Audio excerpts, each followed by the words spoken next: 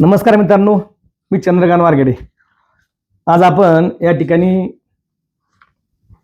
आपल्या पुणे जिल्ह्याचे तत्कालीन भूमी अभिलेखचे जिल्हा अधीक्षक सूर्यकांत मोरे यांच्या निलंबनाबाबतीत काही घडामोडी घडल्या आहेत. त्या घडामोडी संदर्भामध्ये आपण थोडंसं या ठिकाणी माहिती घेणार आहोत की अधिकारी एकच, चौकशी समिती नेमणारा अधिकारी एक, निलंबन करणारा अधिकारी एकच, प्रमोशन देणारा अधिकारी एकच, म्हणजे हे नेमकं चाललंय काय या संदर्भामध्ये आपण या ठिकाणी थोडीशी माहिती घेणार आहोत.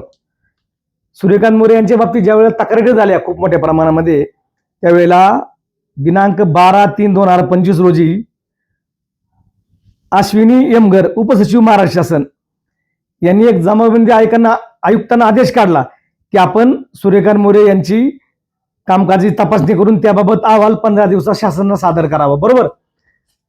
त्यानंतर आपण पाहतोय 13 तारखेला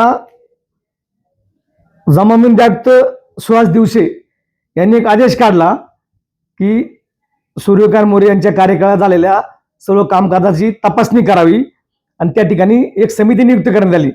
त्यामध्ये श्रीमती सरिता नरके, कमलाकर हट्टेकर, किशोर जाधव असे या ठिकाणी अध्यक्ष सरिता नरके, अप्पर जमाबंदी आयुक्त, अतिरिक्त संचालक भूमी अभिलेख महाराष्ट्र राज्य पुणे, त्याच कार्यालयातले अधिकारी त्या ठिकाणी नेमण्याचा प्रयत्न केला.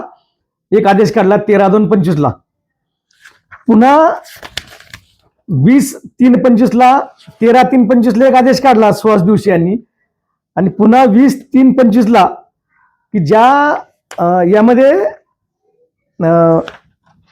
पहिल्या आदेशामध्ये अध्यक्ष म्हणून काम पाहणार आहेत सूर्यकांत मोरे यांच्या चौकशी समितीमध्ये, त्याच सरिता नरके यांनी पुन्हा एक आदेश काढला 20/3/25 आणि त्यामध्ये नवीन 6 लोकांची निवड केली तपासणी करण्यासाठी.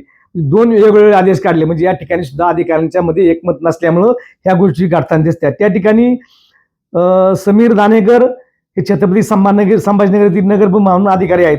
संजय कुमार हे कार्यालय अधीक्षक जमाबंदी आयुक्त पुणे, राजीव रोकडे कार्यालय अधीक्षक जमाबंदी आयुक्त पुणे, सचिन एकपोटे, दयानंद जोशी, प्रशांत भोंडे अशी समिती नेमण्यात आली. त्यानंतर हे 2 आदेश वेगवेगळे काढले. म्हणजे याच्यामध्ये अधिकाऱ्यांचं एकमत नसल्याचं आपल्याला दिसतंय.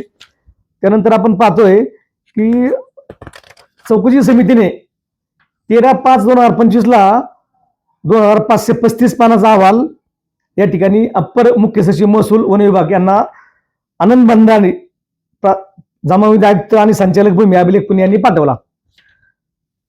त्यानंतर पुन्हा 19/5 एक अहवाल आनंद भंडारी यांनी 1 ते 34 पानाचा पुरवणी अहवाल पाठवला. बरोबर. 5व्या महिने अहवाल पाठवला.